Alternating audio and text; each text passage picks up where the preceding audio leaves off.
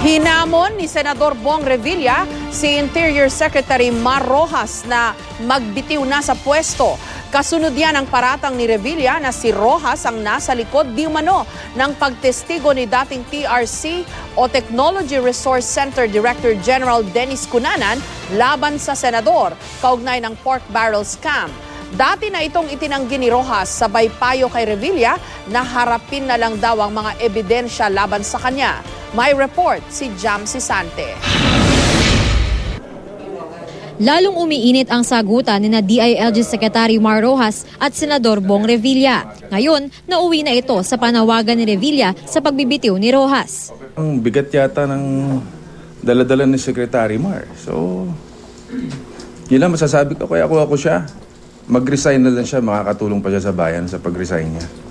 Kaysa mag-advise siya ng kung ano-ano nakapalpakan sa presidente. Every time he opens his mouth, it's a disaster. Ayon kay Revilla, tila tinatrabaho daw ni Rojas ang pagkasira raw ng kanyang reputasyon simula nang sabihin niyang posible siyang tumakbo sa pagkapangulo sa 2016. May nakuha raw na impormasyon si Revilla na si Rojas ang nangumbinsi kay dating Technology Resource Center Director General Dennis Cunanan na tumestigo laban sa kanya. Sinusubukan pa namin kunin ang tugon ni Rojas. Pero dati nang itinanggi ni Rojas ang paratang ni Revilla. Hindi naman talaga ako ang kalaban niya. Hindi akong instigator nito. Ang dapat na lang niya harapin ay si Ben Hurloy, si Mr. Cunanan, ay yung ebidensya na hawak ng COA at yung iba pang mga whistleblowers na tumutukoy sa kanya. Ayon kay Cunanan, nakausap niya sa telepono sina Revilla at Senador Jinggoy Estrada at pinaparelease sa kanya ang kanilang pork barrel sa mga NGO ni Janet Napoles. Pinabulaanan ito ng dalawang senador. Sinungaling siya. Never ko siyang tinawagan, hindi ko siya kilala, at wala akong tinatawagan sa mga ganong bagay. Hindi ko siya kilala, hindi ako nakipag-usap sa kanya sa telepono, hindi ko siya tinawagan, at kahit kailan hindi rin niya ako tinawagan.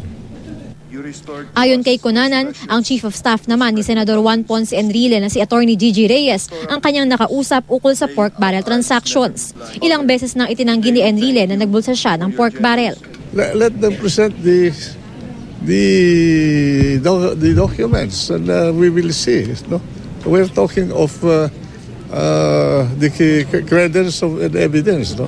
Ayon sa impormasyong nakuha ng GMA News mula sa Bureau of Immigration, umalis ng bansa si Cunanan noong February 23 papuntang France. May travel authority naman daw si Cunanan. Ayon sa kanyang return ticket, sa March 12 pa ang balik nito sa bansa. Pero sabi ni Senador Chafisto Guingona III, dadalo raw sa hearing ng Blue Ribbon Committee si Cunanan sa March 6. Dati na nag-inhibit sa pagdinig ng Blue Ribbon Committee sina Senador Enrile, Estrada at Revilla upang hindi raw sila maakusahan ng pag-impluwensya sa takbo nito. Pero ipapaalam daw ni Senador Estrada sa kanyang mga abogado kung pwede siyang dumalo sa pagdinig sa March 6 upang personal niyang mapabulaanan ang mga pahayag ni Dennis Cunanan. Jam Sisante, GMA News.